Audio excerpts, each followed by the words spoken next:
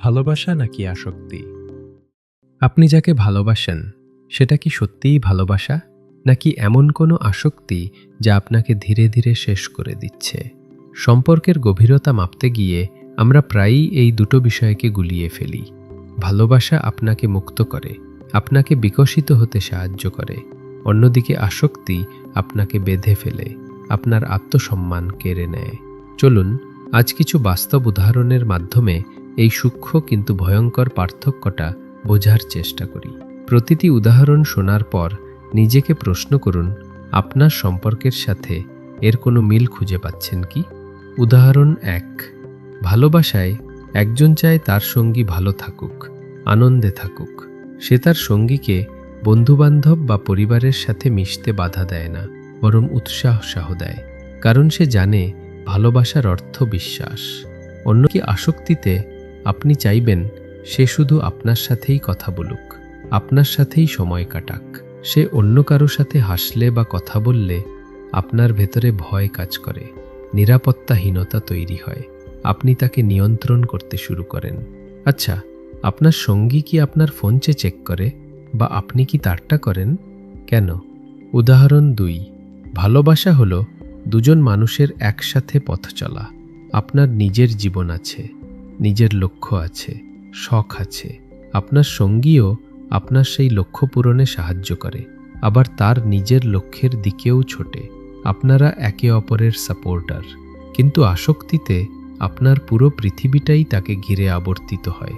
সে না থাকলে আপনার কিছু ভালো লাগে না। আপনার নিজের কোনো লক্ষ্য বা শখ আর গুরুত্বপূর্ণ মনে হয় না।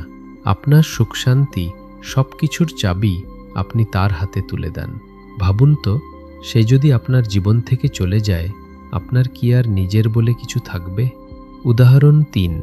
ভালোবাসায় ঝগড়া হয়, মতের অমিল হয়, কিন্তু আলোচনার মাধ্যমে আপনারা তার সমাধান করেন, কারণ সম্পর্কটা আপনাদের কাছে ইগো বা জেদের চেয়েও বড়। আপনারা একে অপরের মতামতকে সম্মান করেন। আসক্তিতে আপনি ঝগড়া করতে ভয় পান। আপনার মনে হয় সামান্য মতের অমিল হলেই সে আপনাকে ছেড়ে চলে যাবে। তাই আপনি নিজের ইচ্ছা, নিজের মতামতকে বিসর্জন দেন, শুধু তাকে ধরে রাখার জন্য। আপনি ক্রমাগত তাকে হারানোর ভয়ে তটস্থ থাকেন। শেষ কবে আপনি কোনো বিষয়ে না বলেছিলেন? আপনার কি মনে হয় না বললেই সব শেষ হয়ে যাবে? উদাহরণ 4। ভালোবাসা আপনার আত্মসম্মান বাড়িয়ে তোলে।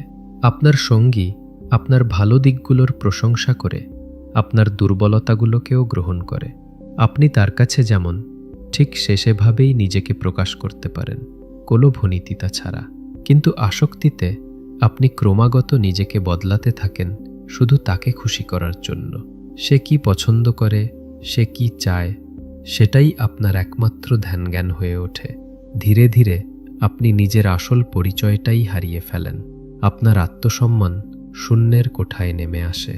আপনি কি আয়নায় তাকিয়ে নিজেকে চিনতে পারেন, নাকি শুধু তার পছন্দের মানুষটাকেই দেখতে পান? ভালোবাসা আর আসক্তির মধ্যে পার্থক্যটা খুব স্পষ্ট।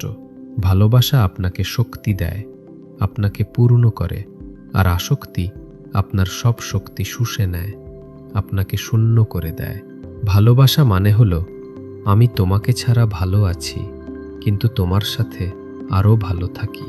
আর আসক্তি মানে হলো আমি তোমাকে ছাড়া বাঁচব না। এখন আপনিই সিদ্ধান্ত নিন, আপনি কোন সম্পর্কটায় আছেন, ভালোবাসার নাকি আসক্তির? আপনার উত্তর যাই হোক, নিজেকে প্রশ্ন করার এই মুহূর্তটিই হয়তো আপনার জীবনের সবচেয়ে গুরুত্বপূর্ণ মোড় হতে পারে।